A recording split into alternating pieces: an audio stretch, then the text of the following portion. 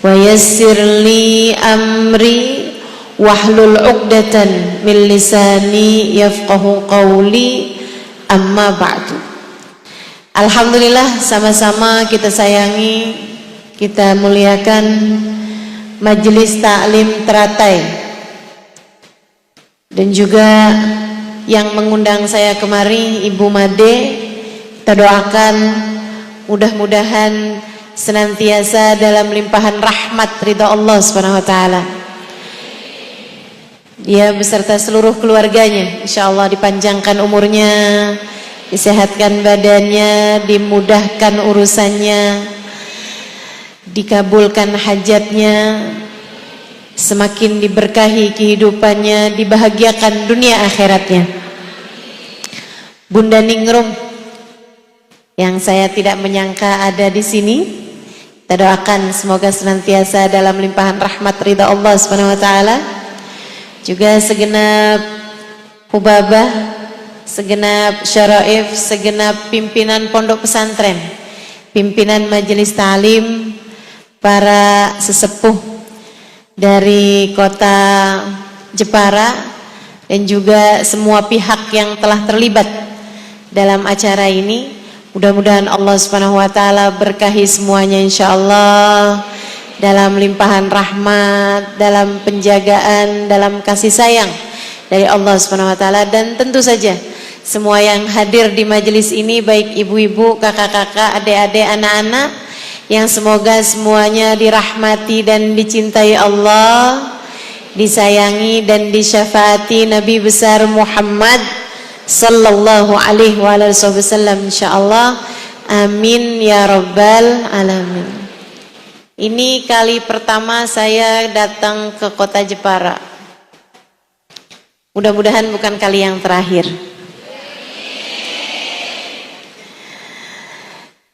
Kajiannya hari ini tentang membangun surga dalam rumah tangga. Jadi saya asumsikan semua yang hadir di tempat ini semuanya sudah punya rumah tangga. Enggak? Oh baik. Masih ada yang baru punya rumah belum punya tangga? Atau punya rumah belum punya tetangga? Tentu punya ya tetangga ya. Saya boleh tahu dulu nih, yang sudah menikah boleh angkat tangan?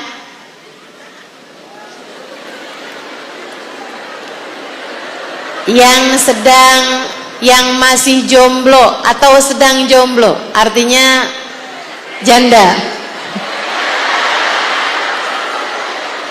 Boleh angkat tangan, yang single boleh angkat tangan. Loh, kayaknya ada yang angkat tangan 2 kali nih. Baik. Membangun surga dalam rumah tangga.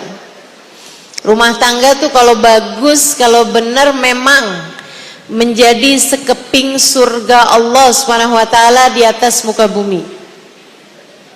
Kalau benar rumah tangga dijalankan dengan cara yang terbaik, akan menjadi sepotong surga di atas muka bumi ini.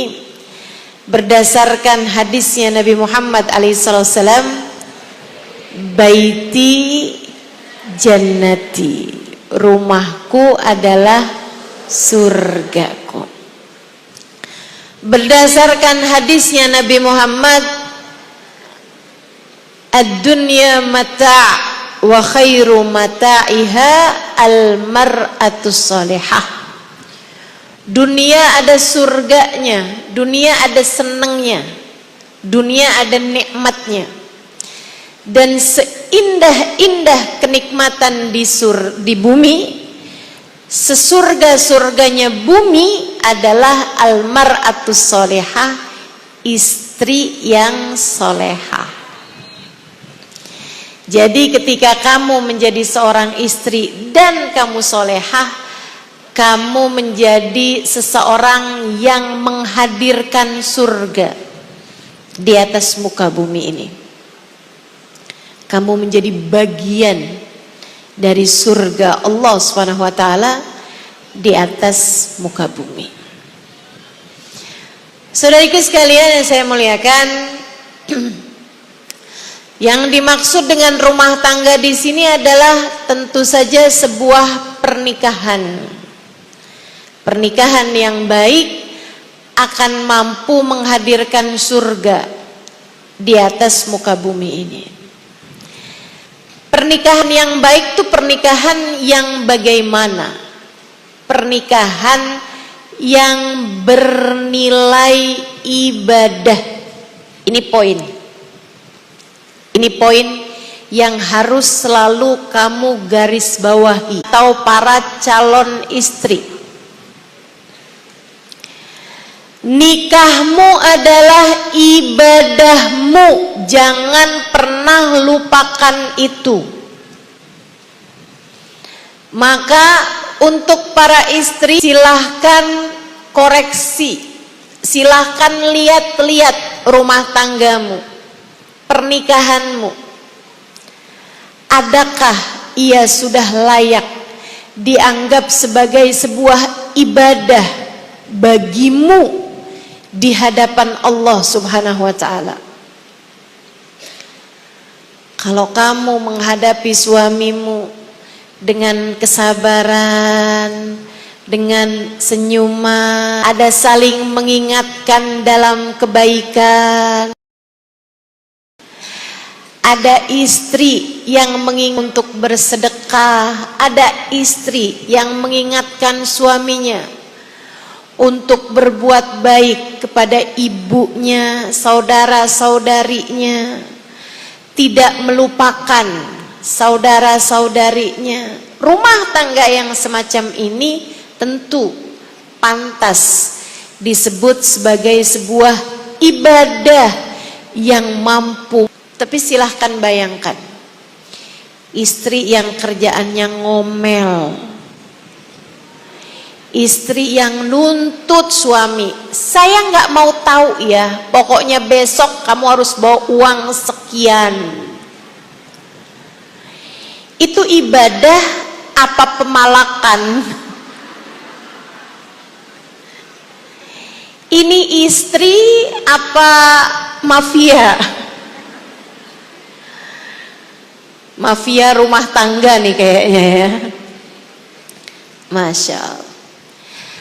Istri yang selalu berusaha mencegah suami, ibu kamu mulu, saya kan istri kamu.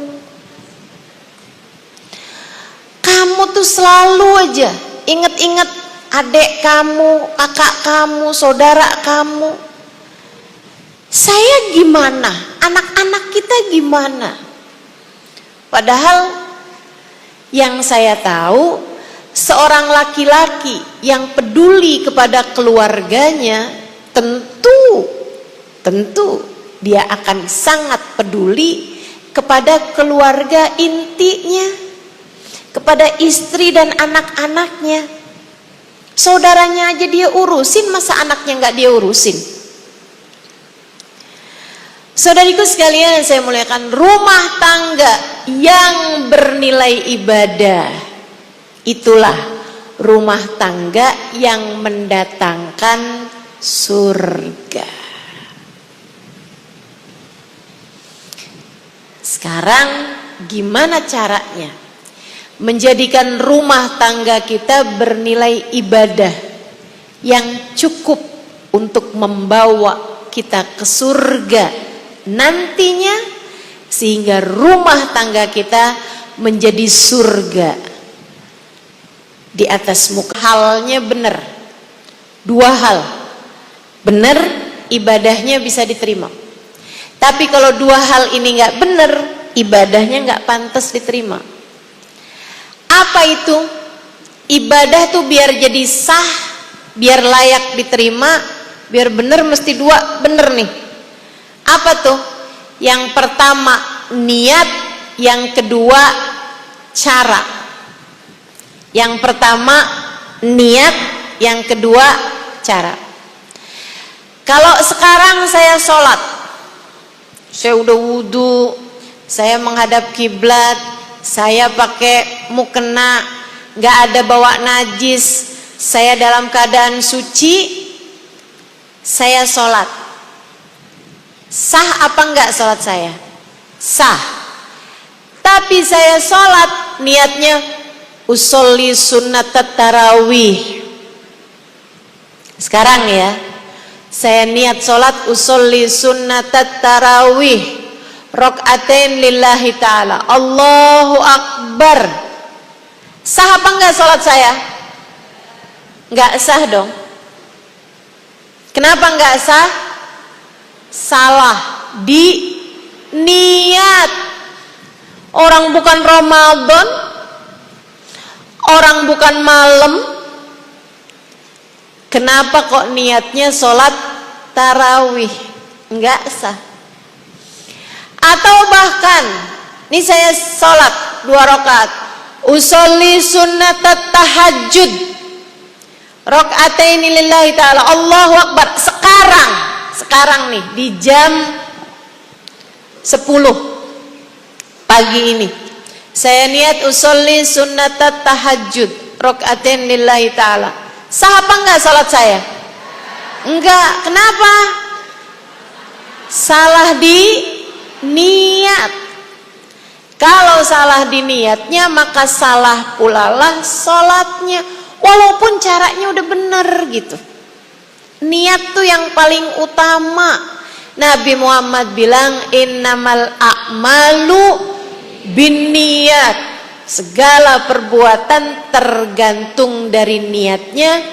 Wa innama likulli imri'in manawa, semua orang hanya akan diberi sesuai dengan niatnya.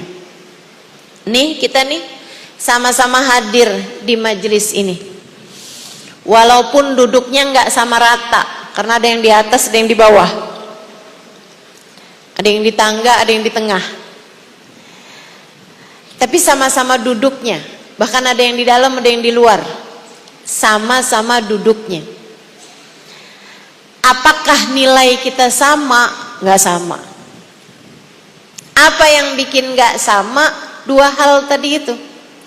Yang pertama niat, yang kedua cara. Niatnya mesti benar.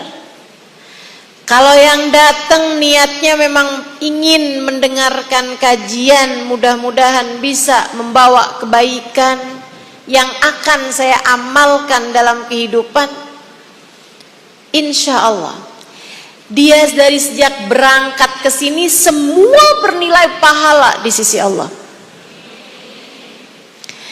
Niatnya pengen mendekatkan diri kepada Allah, pengen mendekatkan diri kepada Rasulullah, ingin agar bisa mendapatkan tambahan masukan untuk menjadi bekal dalam kehidupan. Maka dari mulai dia jalan sampai ke tempat ini, kata Nabi Muhammad, la ghadwatun fi sabilillah aw rawhatun khairun minad dunya wa ma fiha. Siapa yang berangkat menuntut ilmu di pagi hari atau berangkat menuntut ilmu di sore hari, maka nilainya lebih baik daripada dunia dan seisinya. Para ulama menyampaikan lebih baik dari dunia dan seisinya itu maksudnya apa? Lebih baik daripada bersedekah dengan dunia dan seisinya. Masya Allah. Dalam hadis yang lain Nabi Muhammad cerita, sa'ah fi talabil ilm, 1 jam kamu menuntut ilmu, khairun min salah alfi rakaah, lebih baik daripada sholat 1000 rakaat. Saya walaupun nggak banyak kenal sama orang-orang di Jepara, tapi saya tahulah kayaknya mustahil mau sholat 1000 rakaat. Yang modelannya nih kalau terawih ngitungin rakaat mulu nih, nyarinya yang rakaatnya paling sedikit nih, bukan begitu? Mana orangnya? Saudariku sekalian yang saya muliakan, kita nggak sanggup sholat 1000 rakaat, tapi kita duduk di majelis ilmu 1 jam, sanggup tentu saja. Duduk di majelis ilmu 1 jam, lebih baik daripada sholat 1000 rakaat, lebih baik daripada mengunjungi 1000 orang sakit, dan lebih baik daripada mentakziahi 1000 jenazah. Begitu katanya baginda kita Nabi besar Muhammad sallallahu alaihi wasallam. Nah, tapi buat dapat fadilah semacam itu tentu nggak semua orang duduk di majelis ilmu dapat kayak begitu. Ada ustazah yang nggak dapat begitu, banyak. Kenapa kamu hadir majelis ilmu? Kepo, pengen tahu Ustazah Halimah tuh kayak apaan sih orangnya. Pas begitu lihat, oh gitu doang ternyata. Masya Allah. Saudariku sekalian yang saya muliakan, sekedar hadir karena daripada nganggur, atau daripada ntar tetangga-tetangga pada cerita saya nggak tahu, mendingan hadir aja dah. Atau malahan pengen tahu dekorasinya. Masya Allah. Jangan kecilkan ibadahmu dengan kecilnya niatmu. Camkan ucapan saya.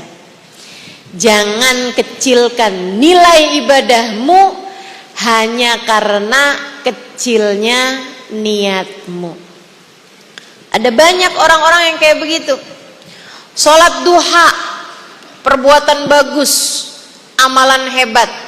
Niatnya cuman biar rezeki lancar. Tiap hari baca surat Ar-Rahman, tujuannya biar suami tambah sayang. Sholat tahajud berhari-hari sampai panjang sholatnya hanya agar biar cepat kebeli rumah. Ada tuh adik-adik yang rajin tahajud hanya agar biar cepat dapat jodoh. Yang modelannya begitu habis dapat jodoh tinggal pulalah tahajudnya. Ada yang kayak begitu, saya tahu di Jakarta. Di Jepara nggak ada bedanya. Masya Allah. Jangan kecilkan nilai ibadahmu karena kecilnya niatmu. Niat yang besar termasuk urusan pernikahan. Niatnya buat apa? Dengerin saya. Niat pernikahanmu, ini buat adik-adik yang belum nikah nih. Nah, nih mulai sekarang kamu harus memperbaiki niat. Ya Allah, karuniakan kepada saya suami yang soleh, yang bawa kebaikan. Kemudian sebutkan niatmu dalam pernikahan nih untuk apa gitu. Kamu mau nikah tuh niatnya tuh mau buat apa? Buat ibu-ibu, wah saya terlambat dong Ustazah. Enggak terlambat Bu, silahkan.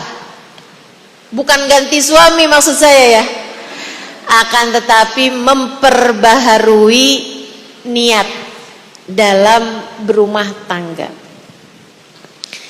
Apa niatnya? Yang pertama, niat melaksanakan perintah Allah. Sebab nikah adalah salah satu dari perintah Allah Subhanahu wa ta'ala di atas muka bumi ini. Allah perintahkan dengan perintah sunnah untuk pernikahan ini. Fankihu ma tabalakum minan nisa, kata Allah gitu. Maka menikahlah kalian, kaum laki-laki menikahlah. Ma tabalakum minan nisa, yang bikin seneng hatimu dari perempuan. Menikahlah dengan perempuan yang kamu inginkan. Saudariku sekalian yang saya muliakan, Nabi kita Muhammad sendiri menyampaikan tentang kesunahan pernikahan dengan menyampaikan an-nikahu sunnati faman raghiba an sunnati falaysa minni. Nikah adalah sunnahku. Sunnahku artinya sunnah adalah jalan hidup yang telah ditempuh oleh baginda kita Nabi besar Muhammad. Pilihan hidupku, kata Nabi, nikah adalah pilihan hidupku. Aku memilih menikah.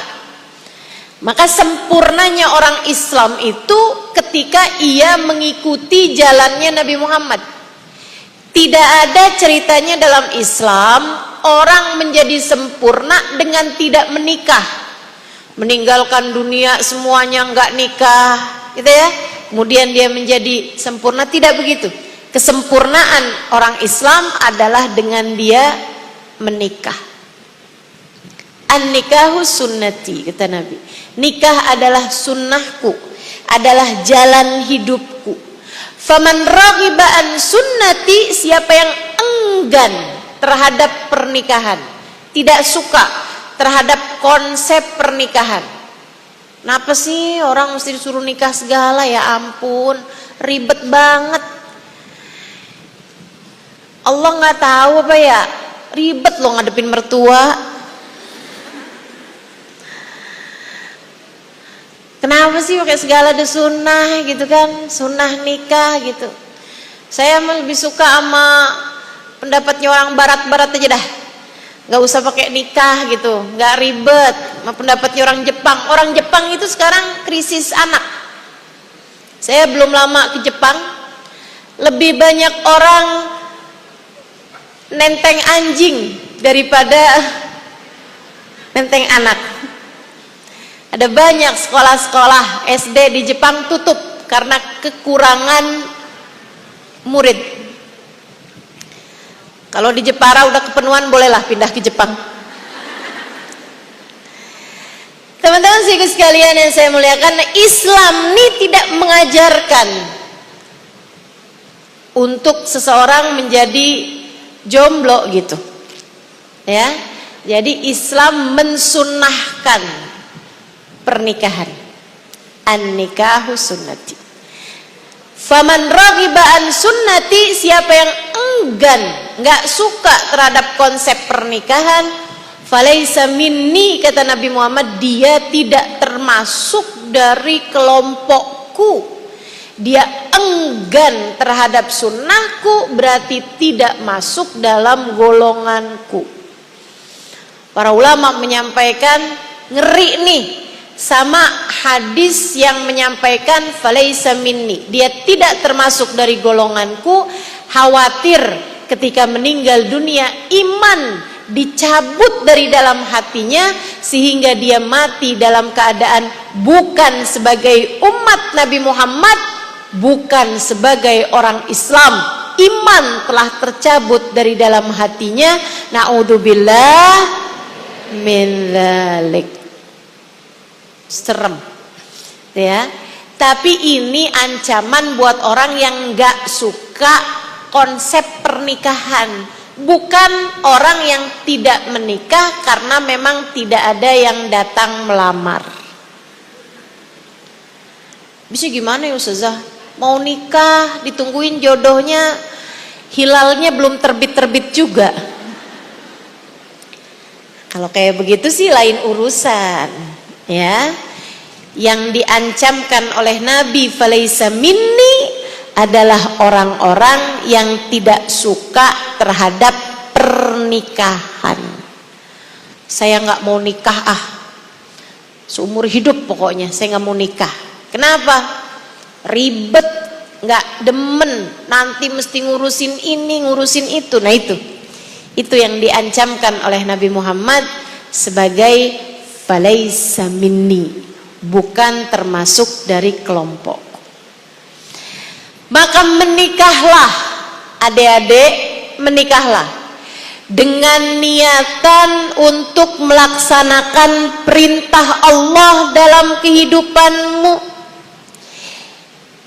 Kakak-kakak, ibu-ibu yang sudah menikah, niatkanlah pernikahan yang kamu sekarang sedang jalani ini sebagai bagian dari ibadahmu melaksanakan perintah Allah.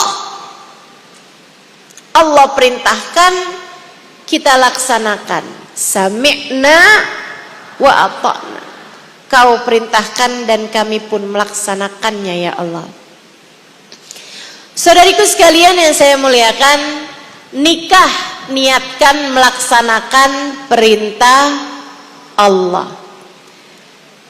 Niat yang kedua, niatkan untuk menyenangkan, membahagiakan, mencari keridhaan, mencari syafaat, kasih sayang dari baginda Nabi besar Muhammad. Sebab Nabi Muhammad tuh seneng sama umatnya yang jadi banyak. Tentu jadi banyaknya adalah dengan lahirnya umat Islam dari orang-orang Islam. Dari orang-orang yang memang dia Islam, menikah karena Allah, menikah karena melaksanakan perintah Allah, lahirlah anak-anak yang soleh-solehah sebagai umat Nabi Muhammad. Nabi Muhammad senang. Kata Nabi Muhammad, tanakahu takthuru fa inni mubahin bikumul umam yaumal qiyamah. Menikahlah kalian biar kalian jadi banyak. Nikah biar kalian umatku jadi banyak. 1 tambah 1 lahir anak 12. Jadi banyak. Dari 2 jadi 14. Tanakahu takthuru, kata Nabi. Menikahlah kalian biar kalian jadi banyak. Fa inni mubahin bikumul umam yaumal qiyamah, karena aku akan berbangga dengan banyaknya kalian di akhirat nanti. Dan ini menarik. Saya banyak baca hadis tentang Nabi Muhammad. Nabi itu ada bilang begini nih. Ana sayyid walad Adam wala fakhr. Aku adalah pemimpin seluruh umat manusia. Dan aku tidak bangga dengan hal tersebut. Nabi bilang lagi dalam hadis yang lain, ana awal man dakhalal jannah wala fakhr. Aku adalah orang pertama yang akan masuk ke dalam surga nantinya. Sebab kunci surga berada dalam tangan Nabi Muhammad sallallahu alaihi wasallam. Wala fakhr, kata Nabi, dan aku tidak bangga atas hal tersebut. Jadi pemimpin seluruh umat manusia, Nabi nggak bangga. Jadi orang pertama yang masuk surga, Nabi nggak bangga. Adam wa man dunahu tahta liwa'i yaumal qiyamah. Nabi Adam dan nabi-nabi yang sesudahnya berada di belakang benderaku di akhirat nanti. Wala fakhr, dan aku tidak bangga dengan hal tersebut. Nabi dikasih banyak sekali kemuliaan dari Allah Subhanahu wa taala, dan Nabi tidak bangga dengan hal tersebut. Lantas apa yang dapat membuat Nabi Muhammad bangga? Nabi Muhammad bilang, tanakahu takthuru fa inni mubahin bikumul umam yaumal qiyamah. Menikahlah kalian biar kalian jadi banyak, sebab aku akan berbangga dengan kalian di akhirat nanti. Nabi jadi orang pertama masuk surga nggak bangga. Nabi pegang bendera nggak bangga. Nabi pegang kunci surga nggak bangga. Nabi Adam dan nabi yang lainnya berada di belakang Nabi Muhammad. Nabi Muhammad nggak bangga. Yang dibanggakan oleh Nabi Muhammad adalah kita, umatnya. Kita umatnya. Maka ya teman-teman saudaraku sekalian, ama Nabi dikasih perintah, nikah nikah. Biar kalian jadi banyak. Sebab kalian loh yang akan saya banggakan di akhirat nanti. Jadi kalau nikah, niatin pengen jadi seseorang yang dibanggakan Nabi Muhammad di akhirat nanti. Menikah karena pengen memperbanyak umatnya Nabi Muhammad. Dengan lahirnya anak-anakmu, dengan lahirnya cucu-cucumu, Nabi Muhammad akan berbangga dengan banyaknya umat beliau kelak di hari akhirat nanti. Masalahnya cuma satu aja. Kamu harus jadi seseorang yang memang pantas untuk ada di belakang Nabi Muhammad sallallahu alaihi wasallam. Semoga kita semuanya jadi umat yang pantas ada di belakang Nabi Muhammad. Amin. Amin ya rabbal alamin. Sebab saya bayangin kalau ada orang suka beranteman, musuhan sama orang, kayak rada gak pantas gak sih ada di belakang Nabi Muhammad? Ada istri yang kerjaannya suka marah, ngomel mulu tiap hari, ngomongin orang mulu tiap hari, nyinyirin orang terus tiap hari. Pantas gak ada di belakang Nabi Muhammad?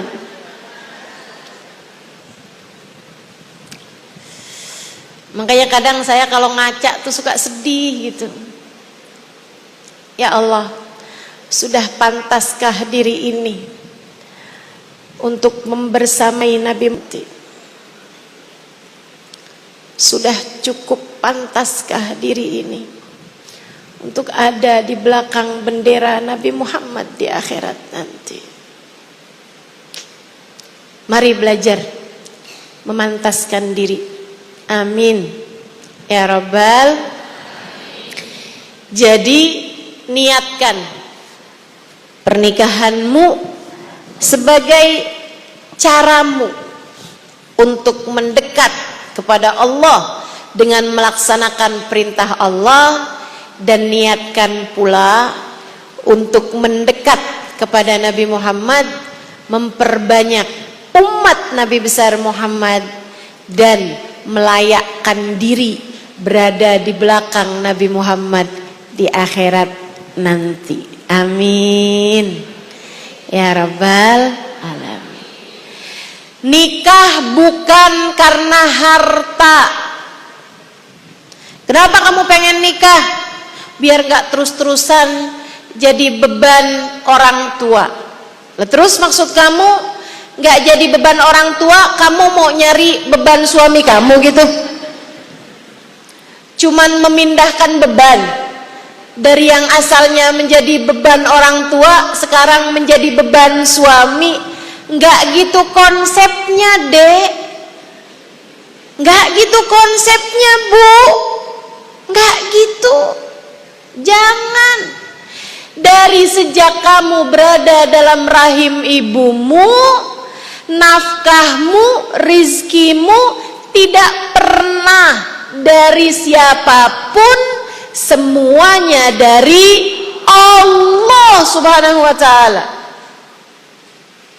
Bahwa orang tuamu mencarikan nafkah untukmu, betul, akan tetapi rezeki bukan dari orang tua. Rezeki itu semuanya dari Allah Subhanahu wa ta'ala. Jangan pernah lupa, kamu berada dalam rahim ibumu aja, rezekimu sudah Allah sampaikan padamu. Ada nggak nih ibu-ibu di sini nih yang waktu hamil USG, begitu diperiksa dokternya bilang, waduh maaf Bu, nih anak ibu nih di dalam kelaparan sepertinya. Ada yang pernah begitu? Dari dalam rahim ibumu itu memberi rezekinya itu kan rumit sekali. Yang dimakan sama ibu apa? Yang dimakan bakso, yang dimakan gado-gado. Kemudian Allah jadikan tulang. Kemudian dari gado-gado dibikin jadi darah, jadi sumsum, jadi sendi, jadi jari, jadi tangan, jadi kulit, jadi mata, jadi telinga. Saudariku sekalian yang saya muliakan, rumit sekali proses Allah Subhanahu wa taala memberi rezeki kepada janin dalam kandungan. Akan tetapi Allah tak pernah kurang-kurang memberikan kepadamu rezeki, bahkan sejak kamu berada dalam kandungan hingga lahirlah kamu di atas muka bumi ini. Huwar Razzaq, dialah Allah satu yang ngasih rezeki, bukan orang tua, bukan saudara, bukan kerabat, bukan pejabat yang ngasih rezeki. Selalu hanya satu yang menciptakan kita, namanya ketika kita kecil, kita juga bisa buat berpikir seperti itu. Kita nggak pernah rumit-rumit mikirin cara. Demikian pula sekarang nih kita udah segini gedenya teman-teman saudaraku sekalian. Tenang, urusan rezeki itu jangankan kita manusia yang kelihatan sosnya. Jangankan kita. Semut aja dikasih rezeki. Cicak aja dikasih rezeki sama Allah. Kecoa aja nggak pernah sujud loh. Glowing tuh gajah nggak pernah sholat, tapi subhanallah gemuk-gemuk. Apalagi kita tinggal di atas muka bumi ini, nyampe rezekimu tuh pasti bakalan nyampe. Jangan menikah hanya karena agar kamu dapat rezeki. Gak usah nikah juga rezeki mah nyampe, karena rezeki itu bukan urusan kewajiban suami, kewajiban orang tua. Enggak, rezeki itu kewajiban Allah buat menyampaikannya kepadamu. Kamu bahkan tidak tahu apa yang akan kamu makan esok hari, tapi Allah tahu. Tenang Bu. Kalau urusan rezeki itu jangan terlampau menuntut suamimu atas hal itu. Jangan. Kamu kalau kepengen rezekinya luas, Bu, kalau kepengen rezekinya berkah, udah diajarin sama Allah Subhanahu wa taala dalam Al-Qur'an. Kata Allah Subhanahu wa taala, man yattaqillah yaj'al lahu makhraja wa yarzuqhu min haitsu la yahtasib. Siapa yang bertakwa kepada Allah, artinya bertakwa melaksanakan perintah Allah, meninggalkan dosa-dosa. Siapa yang melaksanakan perintah Allah dan meninggalkan dosa-dosa, man yattaqillah yaj'al lahu makhraja, Allah akan selalu beri jalan keluar atas setiap permasalahannya. Wa yarzuqhu min haitsu la yahtasib, akan diberi kepadanya rezeki dari arah yang tidak dia sangka-sangka. Kamu kalau kepengen rezekinya luas, rezekinya lapang, rezekinya berkah, nggak usah tuntut suami, gampang banget kok caranya. Jadilah hamba yang bertakwa, sholatmu benerin, dosa tinggalin, jangan suka bohong, Jangan hobi gosipin orang. Kalau ngomong jangan marah-marah mulu. Cobain lebih taat, lebih dekat dengan Allah. Cobain lebih cinta, lebih dekat sama Rasulullah. Jangankan urusan sekedar rezeki yang kelihatan bentuknya, bahkan Allah akan mengaruniakan kepadamu rezeki yang tidak tampak bentuknya. Rezeki yang namanya qanaah, syukur, ilmu manfaat, kebaikan hati, ketenangan jiwa. Rezeki berupa kebahagiaan dalam hatimu, kehusyuan dalam solatmu, nikmatnya ibadah, punya cinta kepada Allah, punya cinta kepada Rasulullah. Rezeki-rezeki yang gak kelihatan seperti itu pun akan Allah bagi ke dalam hatimu ketika kamu belajar untuk selalu menjadi hamba Allah yang bertakwa. Maka jangan menikah karena harta. Jangan menikah hanya karena agar kamu tidak lagi menjadi tanggungan orang tua, melainkan jadi tanggungan suamimu sesudah menikah. Bukan, menikah bukan urusan tanggung menanggung. Dari sejak zaman dahulu kala kita semuanya hamba, dan hamba selalu berada dalam tanggungan Allah Subhanahu wa ta'ala. Kakak-kakak, ibu-ibu, adik-adik, anak-anakku sekalian yang saya muliakan, jangan menikah karena harta. Sebab kalau kamu urusannya nikahnya itu karena rezeki nih, karena harta kayak begini, kamu hanya akan nyari suami yang kaya. Dan sepengalaman saya, orang-orang yang nyari suami hanya karena kekayaannya, selalu sesudah menikahnya hanya akan terbentur dengan rasa kecewa. Lihatin aja, yang nikahnya hanya karena harta, lihatin aja, abis nikah banyak cara Allah membuatmu terhalang dari harta suami. Suami yang kemudian jadi bangkrut, nggak punya harta. Suami yang tetap kaya akan tetapi pelitnya luar biasa. Banyak. Maka hati-hati, jangan menikahi seseorang hanya karena harta. Ya. Buat ibu-ibu juga nih yang pada punya anak gadis, kalau anakmu didekati seseorang, kalau anakmu dilamar seseorang, bu, jangan asal lihat wibawa mobil,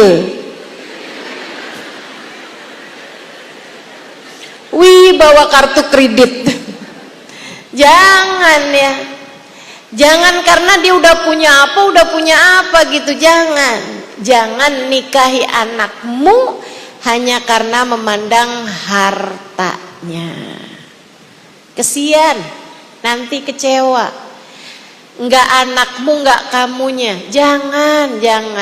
Ingat, yang ngasih rezeki cuma satu, yaitu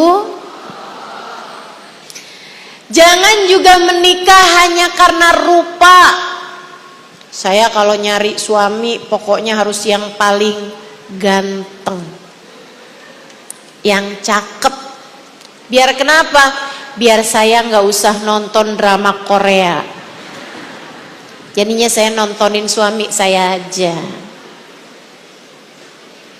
Jangan.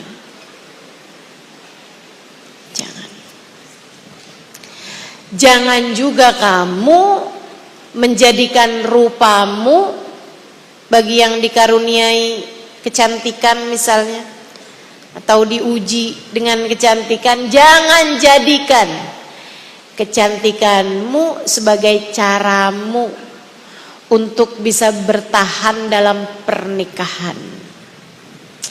Saya kan cantik, saya akan dapetin suami yang saya mau, dan dia nggak akan kemana-mana karena saya yang paling cantik satu Jepara ini.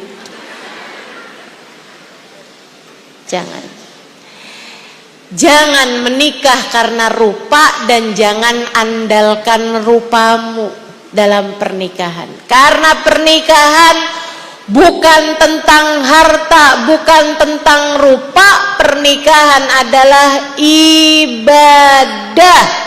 Ingat-ingat itu. Dinikah seseorang karena kecantikannya, 5 liha karena kekayaannya. Kurang cantik tapi dia kaya, biasanya suka laki-laki banyak mau juga tuh. Atau perempuan juga gitu, biasanya menikah seseorang hanya karena rupanya atau hanya karena kayanya, lihasabiha, atau karena anaknya siapa gitu. Kadang-kadang kalau misalnya dia anaknya ulama, dia anaknya orang terpandang, dia keturunannya raden, dia keturunannya bangsawan, itu kadang-kadang lebih dicari orang daripada rakyat jelata. Saudaraku sekalian yang saya muliakan, nah ini kata Nabi Muhammad. Nabi Muhammad bilang perempuan dinikahi karena cantiknya, karena rupanya, karena hartanya, karena keturunannya siapa, walidiniha, dan karena agamanya. Disebut menabi nomor 4. Kayaknya zaman Nabi nih perempuan dinikahi karena agamanya yang nomor 4. Sekarang mah nomor 16. Kayak nggak dilihat sama sekali tentang urusan agamanya. Ini kita mesti mengembalikan kepada fitrahnya. Nabi kemudian memberikan ajaran. Yang tadi tuh Nabi menyampaikan kebiasaan orang menikah karena lihat rupanya, lihat kayaknya, lihat keturunannya. Nabi kasih ajarannya, tuntunannya. Kata Nabi, faghfar bidatiddin taribat yadak. Dapatilah perempuan yang agamanya bagus. Kalau buat kita perempuan, dapatilah laki-laki yang agamanya bagus. Taribat yadaka, tanganmu akan berlumuran debu. Artinya hidupmu akan berlimpahan berkah. Cari pasangan yang dekat sama agama. Cari pasangan yang dekat sama Allah. Buat ibu-ibu, cari mantu yang dekat sama Allah, cari mantu yang dekat sama Rasulullah. Bu, akan beruntunglah hidupmu. Gitu. Kalau ibu nyari mantunya itu hanya ngelihat hartanya, hanya ngelihat rupanya, hanya ngelihat dia anaknya siapa, takutnya ibu nyesel. Nanti habis ibu nikahin anak ibu, berapa tahun ibu bilang, saya pikir dulunya dia mantu, ternyata dia hantu. Nyeremin ya. Bismillah, benerin niat. Benerin niat, menikah bukan karena harta, menikah bukan karena rupa, menikah bukan karena cinta. Nih adik-adik, jangan pacaran.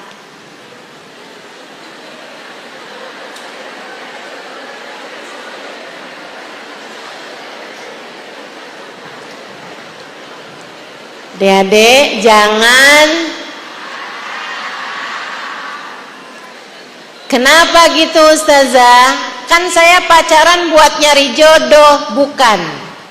Dek, Kamu pacaran itu bukan mau nyari jodoh. Pacaran tidak mendekatkanmu kepada jodoh.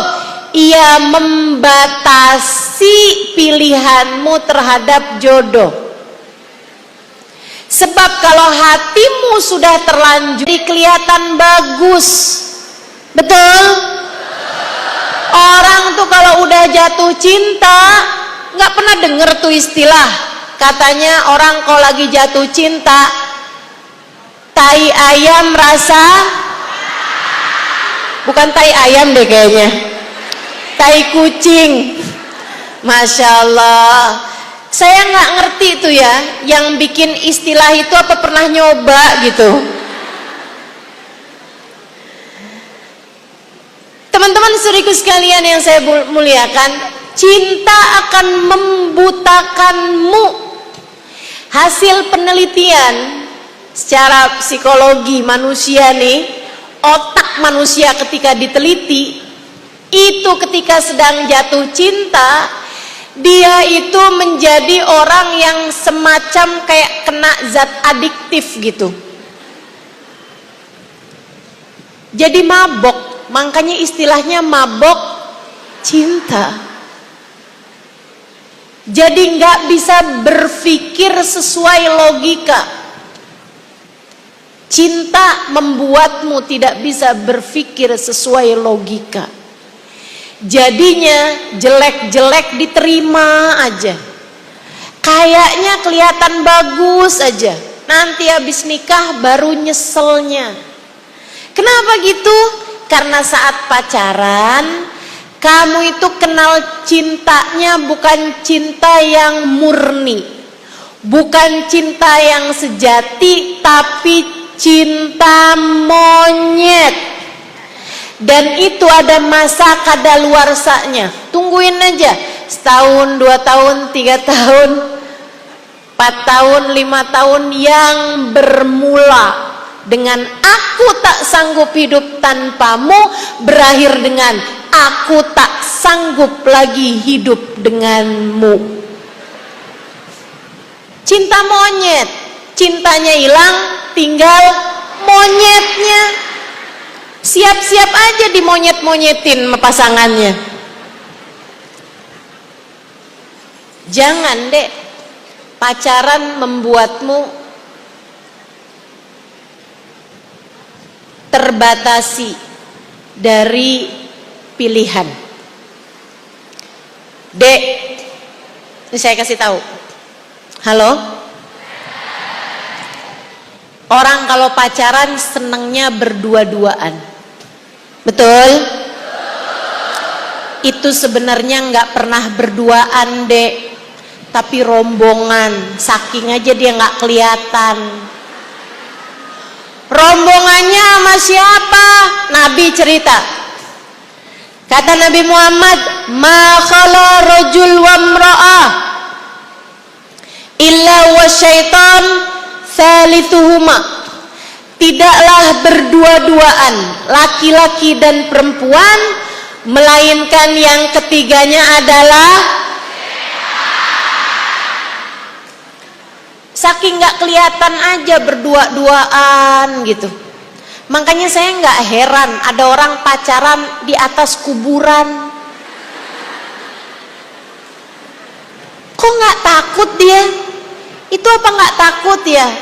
Sayang, tangan kamu dingin, jangan pegangin saya dong. Sebelahnya bilang, saya dari tadi nggak pegangin kamu kok. Nah ini dia nih. Yuk jangan pacaran. Kamu udah berduaan dengan setan. Setannya itu udah ikut-ikutan dari sejak awal. Kalau udah setan ikut-ikutan dari sejak awal, dalam rumah tanggamu setannya susah mau dijauhkan. Dek, kan judulnya membangun surga dalam rumah tangga. Surga itu tempat ridhonya Allah. Kalau dari awal setan yang kamu libatkan, setan akan selalu mencegahmu dari ridhonya Allah. Sehingga akhirnya sulit menghadirkan surga dalam pernikahan jika pernikahannya diawali, dibangun dengan menyertakan musuh Allah, yaitu setan. Jadi itu kalau udah belum pakai pacaran, nanti itu sebar undangan tuh saking nggak kelihatan aja turut mengundang, ada di bawahnya tuh setan. Setan itu kalau orang belum menikah, dia berusaha untuk selalu mendekatkan agar terjerumus kepada perzinaan. Tapi nanti kalau sudah menikah, tujuannya setan justru menjauhkan, justru memisahkan keduanya sehingga terjadi perceraian. Itu tujuannya setan. Makanya jangan libatkan setan dalam pernikahanmu. Jangan awali nikahmu dengan pacaran. Jelas? Yang punya pacar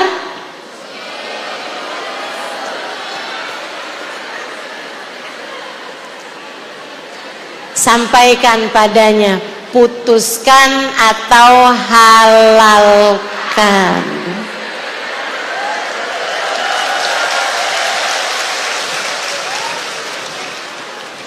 Udahlah, jangan kelamaan. Nah, yang nggak punya pacar, dah jangan deket-deket. Udah, istiqomah aja ibadah, istiqomah aja deketin Allah dan Rasulnya. Kamu masih jadi anak, jadilah anak yang baik bagi orang tuamu. Sebab baktimu kepada orang tuamu nanti akan membuatmu keberkahan. Dengan ketika menjadi seorang istri, kamu pun nanti akan menjadi seorang istri yang dicinta oleh suamimu. Ketika jadi ibu, kamu akan menjadi seorang ibu yang dibaktikan oleh anak-anakmu. Gitu. Niat mesti benar. Yang kedua, caranya. Bu, Kak, Dek, kamu kalau menikah, caranya menjalankan rumah tanggamu tuh mesti bener. Gimana caranya, Ustazah? Ingat yang disampaikan Asma binti Kharijah dalam salah satu nasihatnya kepada anaknya, anak perempuannya. Dia bilang, "Nak, jagalah dari suamimu matanya,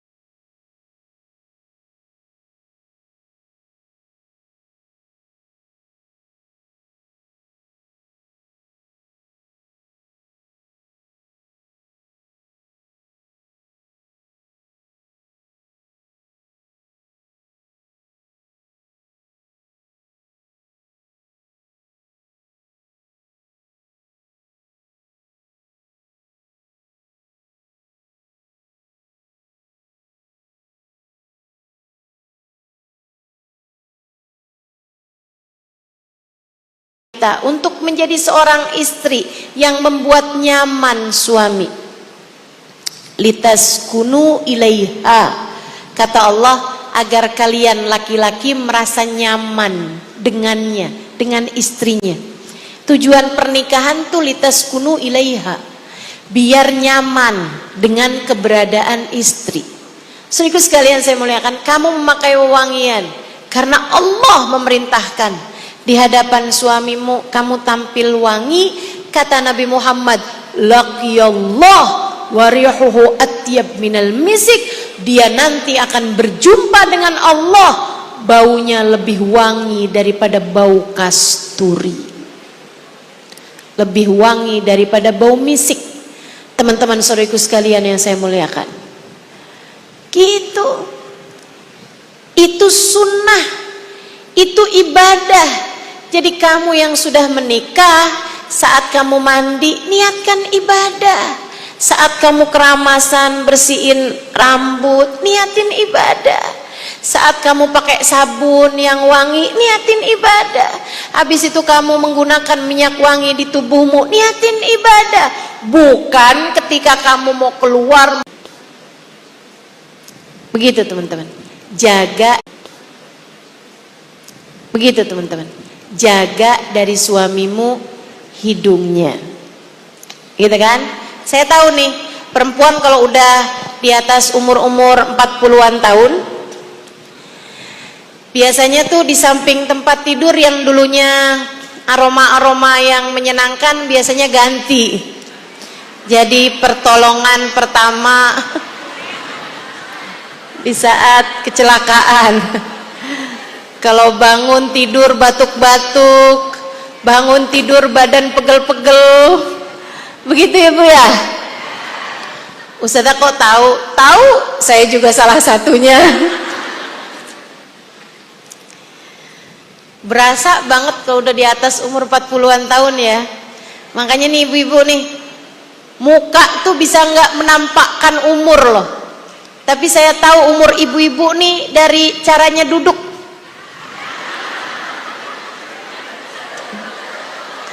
Kalau udah ganti posisi per 15 menit, tuh wajah bisa berdusta, dengkulmu tidak.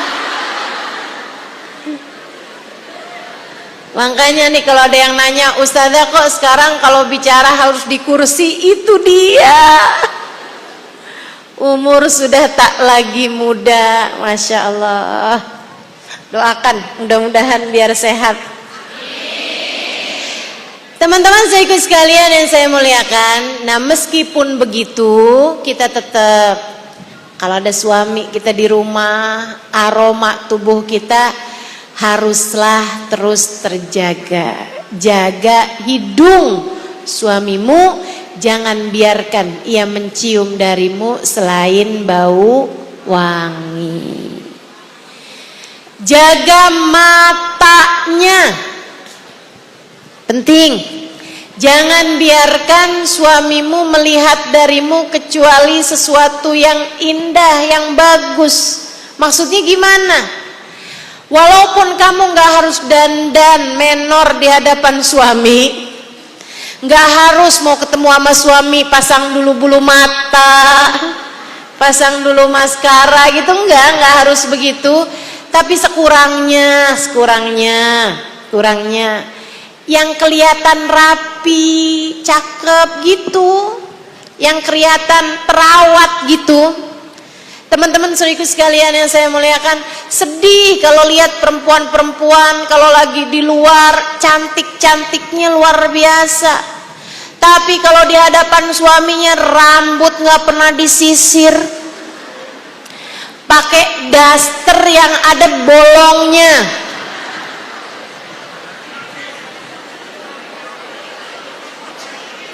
alasannya adem, enak gitu kan dipakainya. Itu adem yang make, gerah yang lihat. Itu enak buat yang make, nggak enak yang ngeliat. Suamimu tuh ngeliat, ya ampun istri saya kesiannya gitu.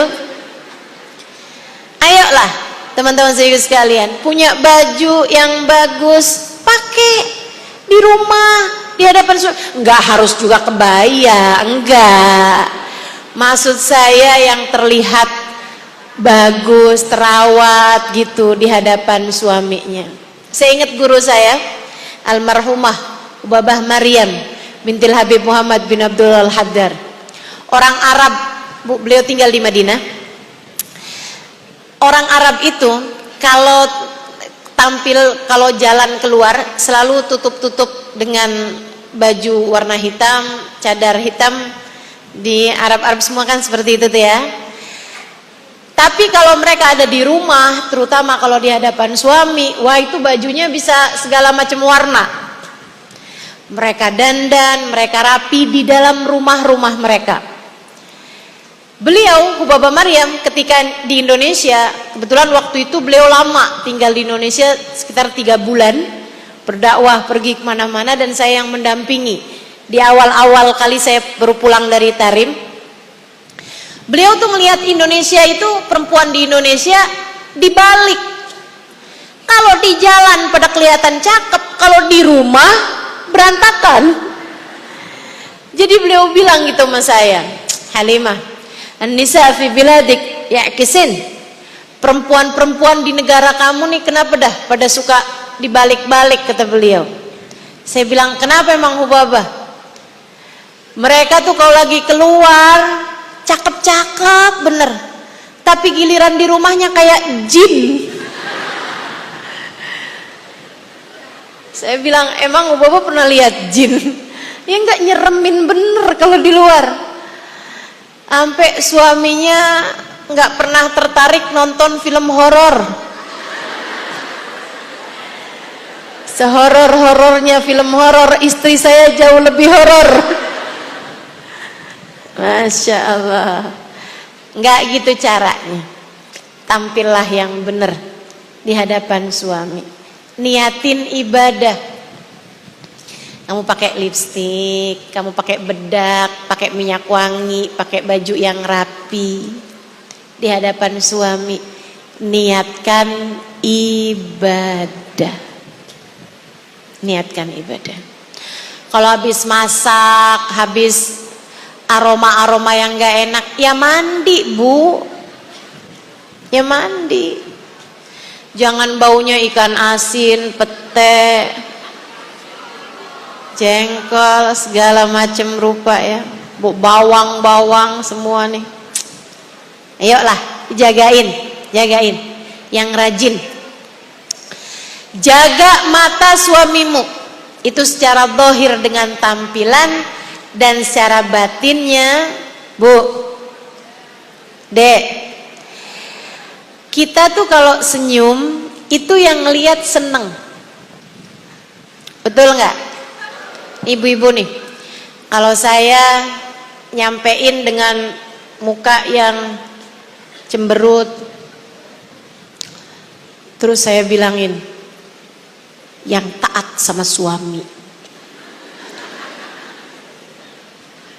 Kamu kalau nggak taat sama suami neraka. Itu kayaknya kayak yang, ya ampun nyeremin banget tuh usahanya. Nggak seneng orang liatnya gitu. Ibu-ibu sekarang bisa ketawa saya nyontohinnya, lucu ya kan. Saudaraku sekalian, muka senyum itu menyenangkan orang yang melihat. Demikian pula dengan istri, kalau dia sering senyum, selalu senyum kepada suami, akan menyenangkan hati suami saat dia melihatmu.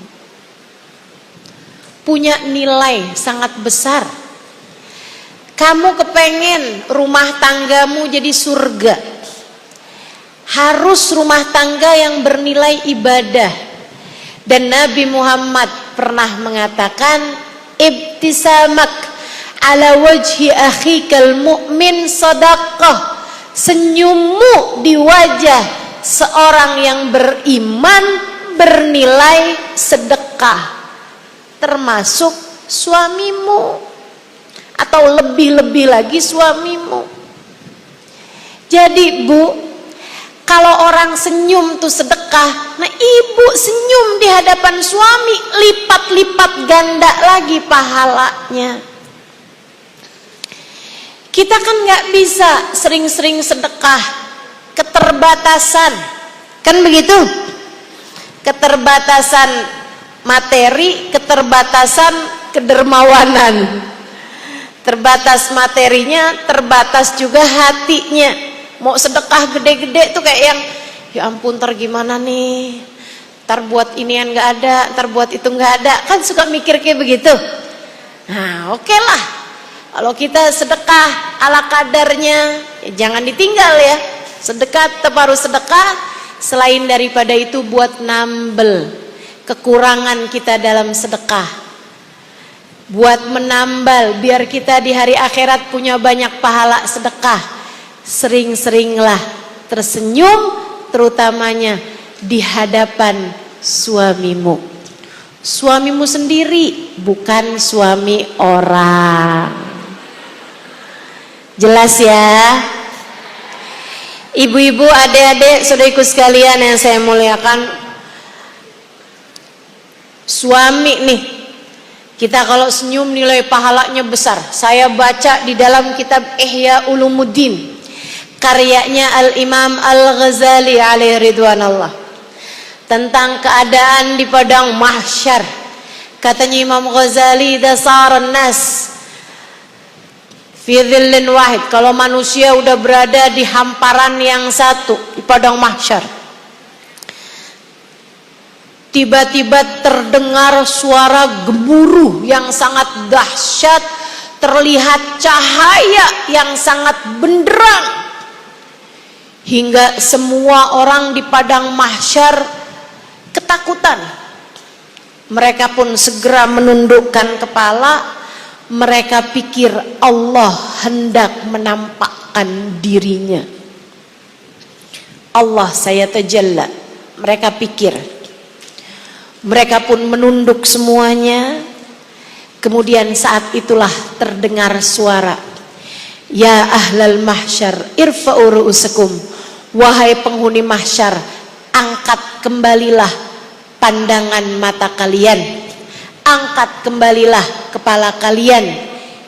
Ini bukanlah Allah hendak menampakkan diri, ini hanyalah penghormatan Allah untuk fulanah bintu fulan, fulanah bintu fulan, fulanah bintu fulan. Disebut nama dan semuanya adalah nama perempuan. Kemudian suara tersebut mengatakan, perempuan-perempuan ini dulu sewaktu hidup di dunia senantiasa tersenyum tulus kepada suaminya, sampai mendapatkan penghargaan, namanya disebutkan. Semua orang menundukkan kepala, penghormatan terhadap perempuan-perempuan yang sewaktu hidup di dunia senantiasa tersenyum tulus kepada suaminya. Kamukah dia orangnya itu? Yuk kita ibadah nih, suruh tahajud ngantuk, baca Quran ngantuk, puasa lapar, ya kan? Kita sih kerjain semuanya kan dikit-dikit, ya enggak? Tahajud kita kerjain dikit, Quran kita baca dikit. Yang banyaknya biar ditambal dengan kemampuanmu untuk menjadikan rumah tangga sebagai ibadah kepada Allah. Insya Allah.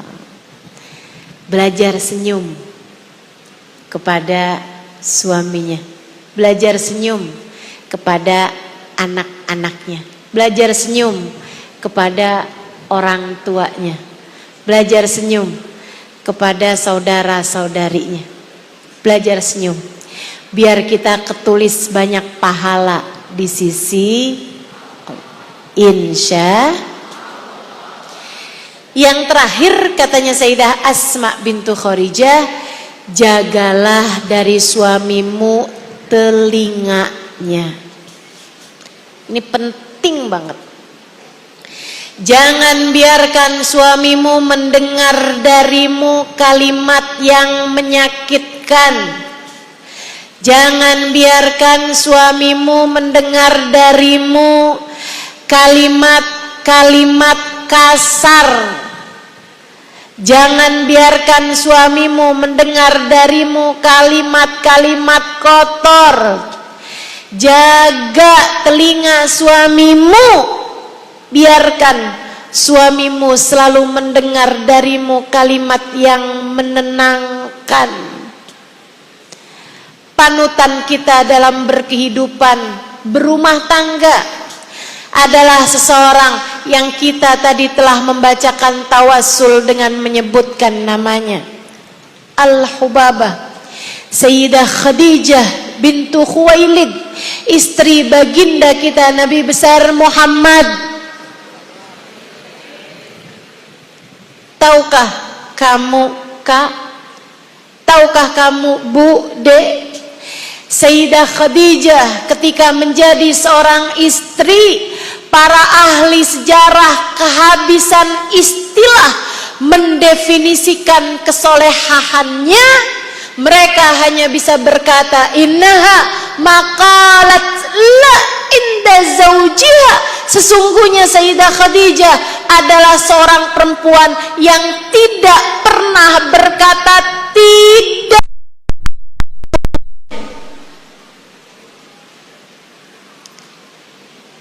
Tidak pernah berkata tidak kepada suaminya. Tidak pernah berkata tidak kepada suaminya.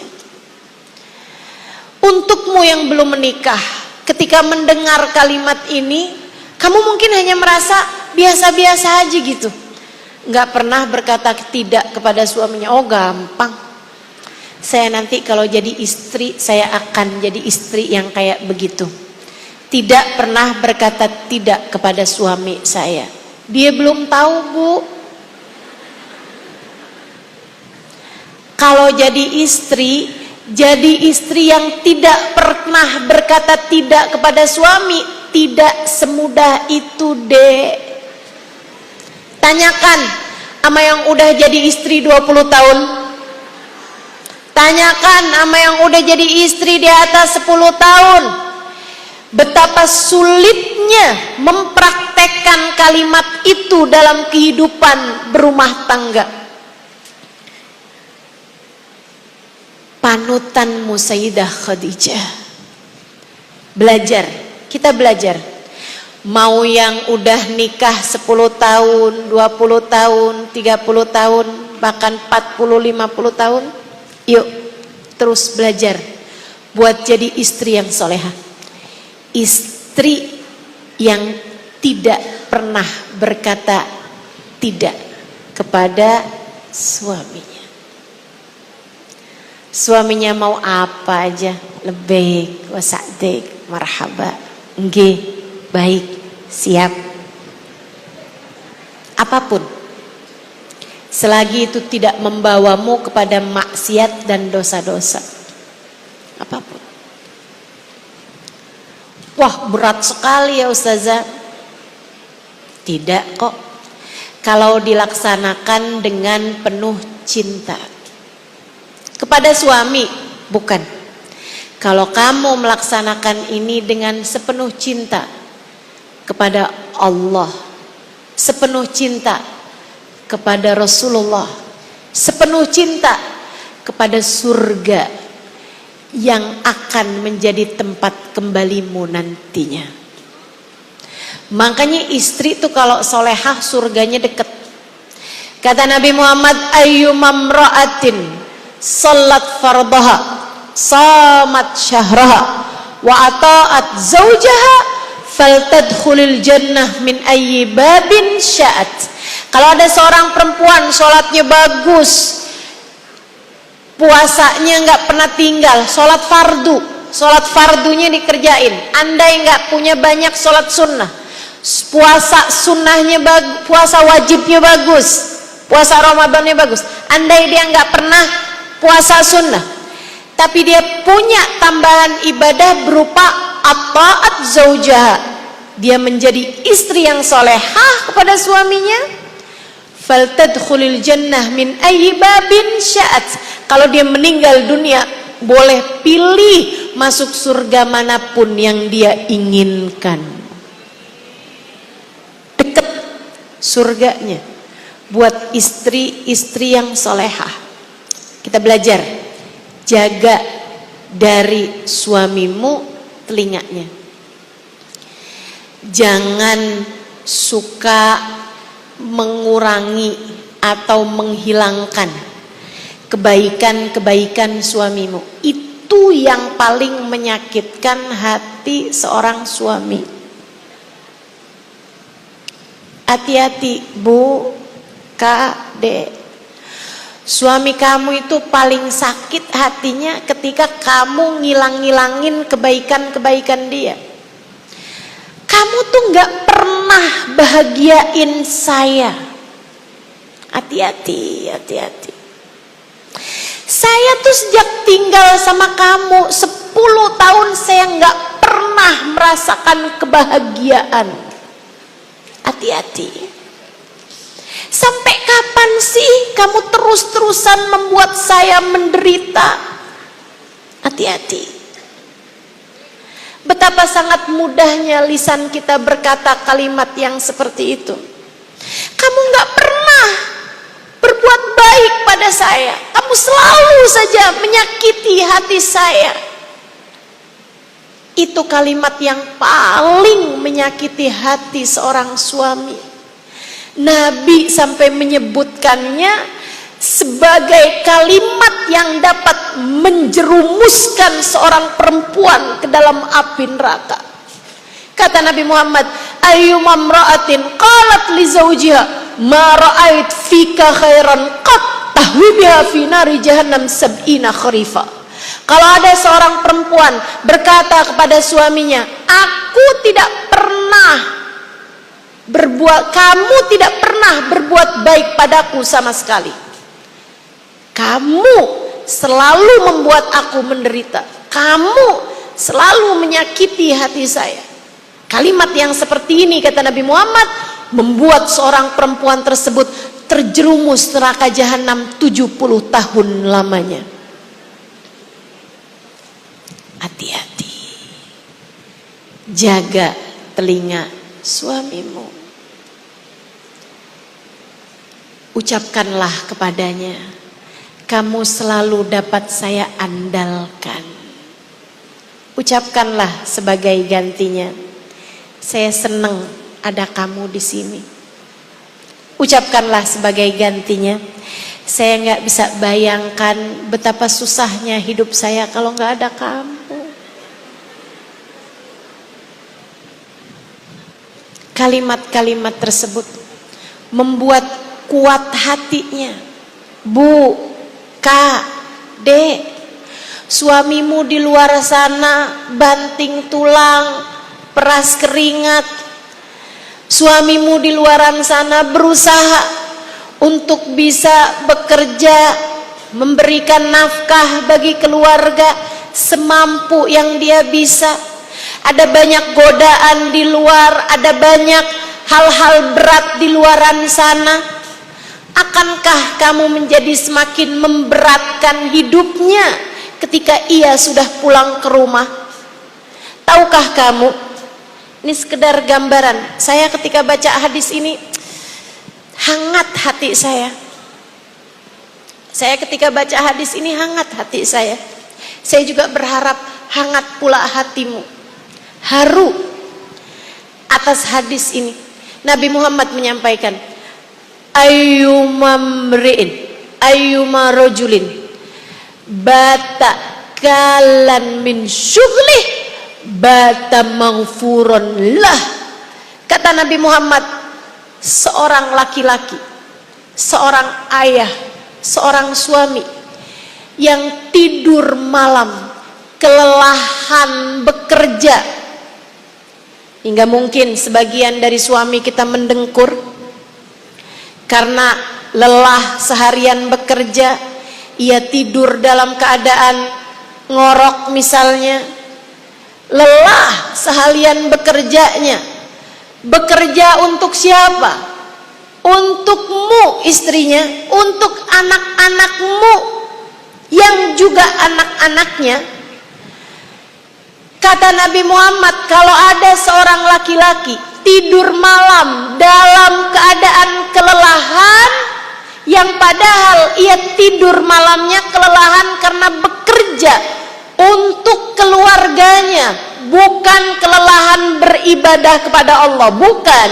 Dia bekerja bukan untuk Allah, dia bekerja untukmu, untuk anak-anakmu yang kamu bahkan seringkali tidak menghargainya, yang seringkali kamu bahkan menuntut lebih dari apa yang dia mampu lakukan selama ini. Kata Nabi Muhammad, laki-laki yang tidur malam dalam keadaan semacam itu, kelelahan bekerja mencari nafkah bagi keluarganya, bata maghfuron lah, dia tidur dalam keadaan Allah menggugurkan dosa-dosanya. Allah menggugurkan dosa-dosanya. Kenapa begitu ya Allah? Kenapa dia tidur dalam keadaan Engkau mengampuni dosa-dosanya? Karena Allah menghargai usahanya untukmu. Untukmu. Dia kerja untukmu, dia kerja untuk anak-anakmu. Allah menghargainya. Padahal suamimu melakukannya bukan karena Allah, akan tetapi karenamu. Masakah kamu yang dia bekerja untukmu, kamu tidak menghargainya? Betapa kamu adalah seorang istri yang tidak tahu berterima kasih, bukan? Ayolah, belajar untuk menghargai suamimu. Belajarlah untuk bisa menempatkannya sebagai seseorang yang kamu sayangi, kamu muliakan, kamu hormati. Dia sudah berusaha. Dia sudah berusaha. Saudariku sekalian yang saya muliakan, betapa sangat banyak suami-suami di luaran yang merasa istrinya tidak cukup berterima kasih padanya. Selalu merasa saya tidak cukup untuk istri saya. Kasihan, kasihan. Jangan sampai yang merasa seperti itu adalah suamimu. Jangan sampai yang merasa seperti itu adalah suami kita. Mari belajar untuk menyampaikan kepada mereka penghargaan kita. Betapa dia adalah seseorang yang selalu mampu kita andalkan. Sampaikan terima kasihmu kepada mereka. Kasih ya, udah jadi suami yang baik buat saya, makasih ya. Saat dia kasih uang banyak, makasih ya, kamu baik banget sih. Saat dia ngasih uang kurang banyak, makasih ya, kamu selalu, saya tahu kamu sudah melakukan yang terbaik, makasih ya. Ketika dia bahkan memberi yang sedikit sekalipun, makasih ya. Nggak apa-apa, Allah akan memberikan rezeki. Sudah ini insya Allah segalanya menjadi jauh lebih mudah. Nggak apa-apa sedikit, yang penting berkah. Saya nggak lagi doa, ini kamu saya ajarin ngomong sama suami. Kalau suamimu lagi ngasih uang dikit, sampaikan padanya, makasih ya, nggak apa-apa kok dikit juga, yang penting berkah. Gitu, bukan amin. Masya Allah. Belajar memilih bahasa-bahasa yang baik. Bu, ingat ucapan saya, ada perbedaan laki-laki dengan perempuan. Perempuan itu suka dipuji atas detail. Suka perempuan itu diberi perhatian, ya.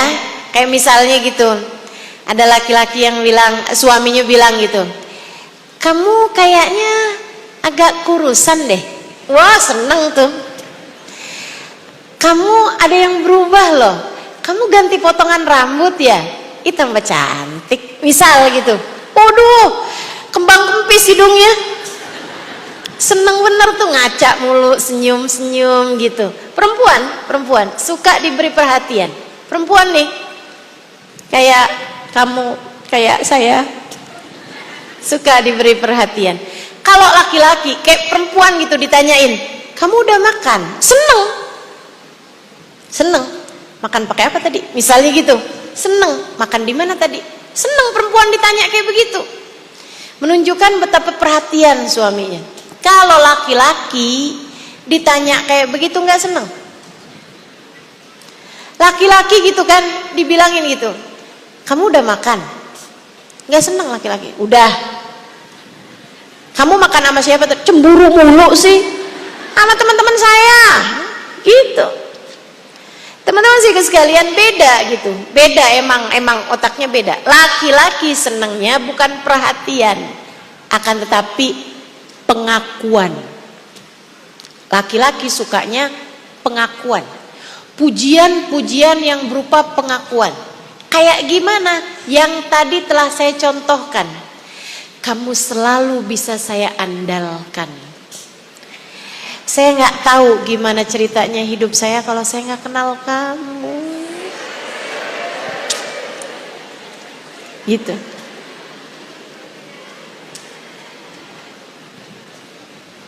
Kamu adalah ayah terbaik yang pernah saya lihat di atas muka bumi ini. Gitu ya. Itu tuh, waduh, luar biasa tuh. Saudaraku sekalian yang saya muliakan, maka belajar, cari tahu suami kamu tuh senengnya diomongin apa, suami kamu pelajarin apa hal yang bisa bikin dia marah, apa hal yang bisa bikin dia sedih, kita pelajarin terus aja. Nikah urusannya adalah belajar. Mudah-mudahan kita dimudahkan untuk terus mampu menghadirkan surga dalam rumah tangga kita, insya. Cara lain dalam berumah tangga, beribadahlah bersama-sama. Sebab rumah tangga yang berisi dengan sepasang suami istri, apalagi nanti ditambah anak-anak yang selalu melaksanakan ibadah bersama-sama, akan dipandang sebagai sebuah kesatuan oleh Allah Subhanahu wa taala. Allah akan menganggap mereka satu, sehingga akan selalu dibersatukan, dikumpulkan bersama-sama di dunia hingga kelak di surga nanti. Jadi kamu ingin menghadirkan surga dalam rumah tanggamu, kerjakanlah ibadah bersama-sama. Bangun malam bersama-sama, sholat berjamaah bersama-sama, baca zikir bersama-sama, berdoa bersama-sama, bersedekah bersama-sama. Bersedekah bersama-sama itu bukan artinya bersedekah barengan jalannya gitu, mau sedekahnya, bukan, nggak harus begitu. Akan tetapi kamu ingatkan suami ketika dia kasih uang sama kamu, kamu ingetin, udah kasih ibu kamu belum? Ibu kamu jangan lupa ya. Saudara kamu jangan lupa loh. Si itu tuh kesian. Gimana tuh? Kamu udah transfer sama dia. Kakak kamu, adik kamu. Saudariku sekalian yang saya muliakan, jangan takut. Mana qasmal minas sadaqah bal yazdad. Kata Nabi Muhammad, gak akan pernah ada uang yang berkurang karena sedekah. Bertambah. Itu janji Allah yang disampaikan Nabi kita Muhammad sallallahu alaihi wasallam. Bertambah itu belum tentu nominalnya. Kelihatannya kadang-kadang berkurang. Ibu tolong jangan foto saya. Yang sudah foto, terlanjur foto, tolong saya harap dihapus fotonya. Teman-teman sekalian yang saya muliakan, kata Nabi kita Muhammad alaihissalam, bertambah. Tidak harus bertambah nominal uangnya, belum tentu. Tapi bertambah keberkahannya, bertambah rizkinya, secara kemanfaatannya, secara bawa kesembuhan, bawa kebaikan bagi kehidupan kita. Semacam itu. Suami istri yang ingin hidupnya berkah, beribadahlah bersama-sama. Beribadahlah bersama-sama. Kemudian hal terakhir yang saya ingin sampaikan sebagai salah satu tips, salah satu amalan yang dapat membuat rumah tangga menjadi semakin berkah, selain daripada itu tadi ya, jaga perlakuan akhlak adabmu kepada suami dengan jaga mata, jaga hidung, jaga telinganya. Kemudian juga yang kedua, beribadahlah bersama-sama. Hal yang tidak kalah pentingnya nih, silahkan dicoba, silahkan diamalkan untuk para istri dan untuk para semua yang hadir di tempat ini. Tiap kali masuk dalam rumah, cobalah untuk membaca ayat kursi. Tiap masuk rumah baca ayat kursi. Siapa yang kepengen rumah tangganya adem, rumah tangganya jadi sekeping surga di bumi, tiap masuk rumah baca ayat kursi. Kenapa gitu? Biar setan gak ikutan masuk. Setan yang banyak ikutan masuk bikin kamu jadi panas, karena setan tuh dibuatnya jadi api, dari api. Akhirnya kamu ngelihat suami bawaan panas, pengen marah mulu. Suami ngelihat kamu bawaan panas, salah mulu. Anak-anak ngelihat orang tuanya bawaan panas, gak cocok mulu. Orang tua ngelihat anak bawaan panas, pengen marah mulu sama anak. Ini kerap terjadi di rumah-rumah tangga kita. Bukan salahmu, bukan salah suamimu, bukan salah anak-anakmu, tapi salah setan yang kamu undang masuk banyak banget ke dalam rumahmu. Biar setan gak pada ikutan masuk, kalau masuk rumah baca ayat kursi. Baca ayat kursi. Itu setannya mendadak gak bisa masuk dalam rumah. Jadinya yang di dalam rumah gak banyak setan. Yang di dalam rumah adanya suamimu, anakmu, kamu, gitu. Jadi gak banyak tengkarnya dalam rumah. Jadi kalau kamu masuk rumah kok bawaan pengen marah aja ya, terus ingat, oh iya belum baca ayat kursi, keluar aja lagi dulu mendingan. Masuk lagi rumah baca ayat. Diamalin. Kapan? Mulai nanti masuk rumah ya. Seperti itu. Jadi kalau anak-anak kamu masuk rumah terus dia marah-marah gak jelas gitu kan, bilang, "Nak, coba keluar dulu nak, baca ayat kursi nak." Nah diajarin Ustazah Halimah nih, biar gak marah-marah mulu bawaan. Kalau masuk rumah baca ayat kursi, ayo cepetan, dan keluar dulu. Ntar suaminya masuk rumah marah-marah loh. No. Abang silahkan keluar dulu bang. Nggak harus begitu ya kalau mas suami ya. Terus dia takut tambah marah.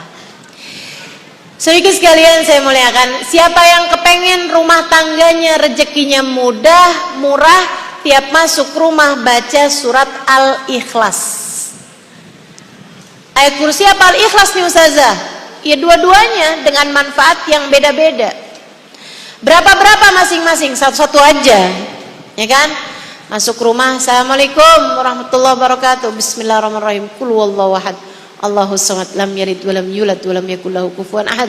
Allahu la ilaha illa huwal hayyul qayyum. La ta'khudhuhu sinatun wa la nawm, lahu ma fis samawati wa ma fil ard. Man dhal ladzi yashfa'u 'indahu illa bi idhnihi. Ya'lamu ma baina aydihim wa ma khalfahum wa la yuhituna bi syai'in min ilmihi illa bima syaa'. wasi'a kursiyyuhus samawati wal ard wa la ya'uduhu hifdhuhuma. Gitu tiap masuk rumah dibaca insya.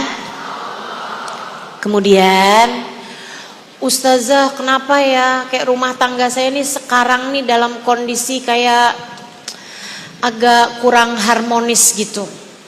Kayaknya suami juga lagi nggak sayang sama saya gitu. Saya juga lagi merasa kayak sebagai istri yang tidak dianggap gitu.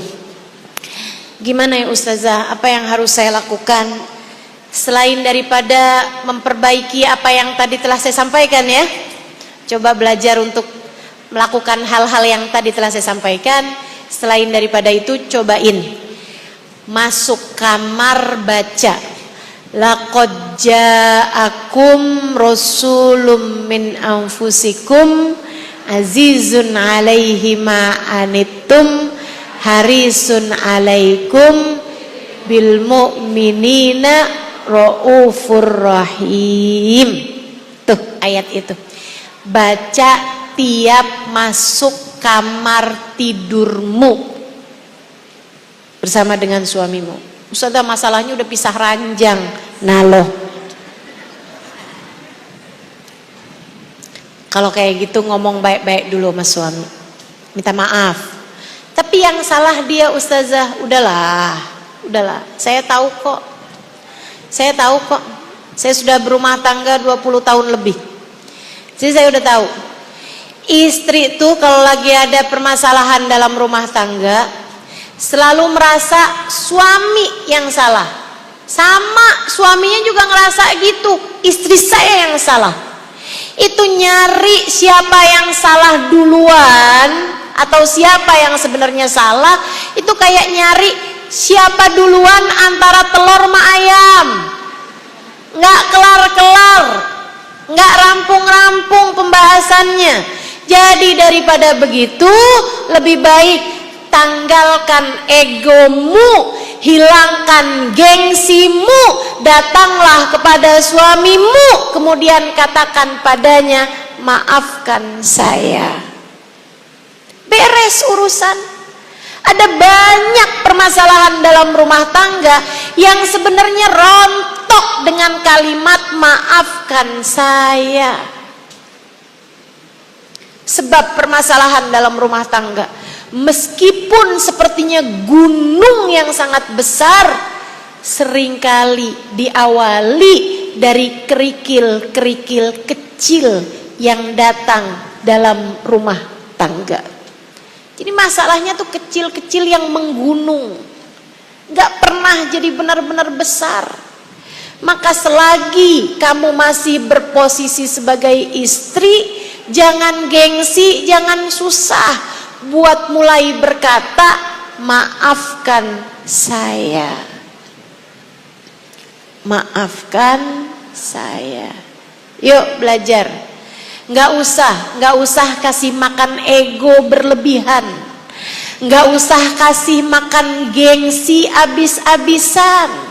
Belajarlah untuk merendah. Kita tidak sedang merendah kepada seseorang, sejatinya kita sedang merendah kepada Allah. Kita sedang merendah kepada Rasulullah. Ini adalah pintumu, wahai istri, untuk menjadi seseorang yang pantas ada di belakang Nabi Muhammad. Jangan ikuti hawa nafsu, jangan ikuti ego diri. Mulailah merundukkan hatimu, mulailah menundukkan hawa nafsumu. Tersenyumlah di hadapan suamimu, kemudian berkatalah, maafkan saya. Maafkan saya. Maafkan saya. Bagaimanapun, kunci surga kita sebagai seorang istri, Allah letakkan di tangannya. Belajar menjadi istri yang solehah, sehingga mudah-mudahan Allah jadikan rumah tangga kita di bumi sebagai surga di dunia, sebelum kelak Allah jadikan tempat kembali kita adalah surga pada nantinya. Rabbana zalamna anfusana wa illam taghfir lana wa tarhamna lanakunanna minal khasirin. Rabbana atina fid dunya hasanah wa fil akhirati hasanah wa qina adzabannar. Bifadli subhana rabbika rabbil izzati amma yasifun wa salamun alal mursalin walhamdulillahi rabbil. Semoga dapat diamalkan ala hadhihi niyah wa bikulli niyatin salihah jami'ah syamilah ila hadratin Nabi Muhammad sallallahu alaihi wa alihi wasallam. Al-Fatihah.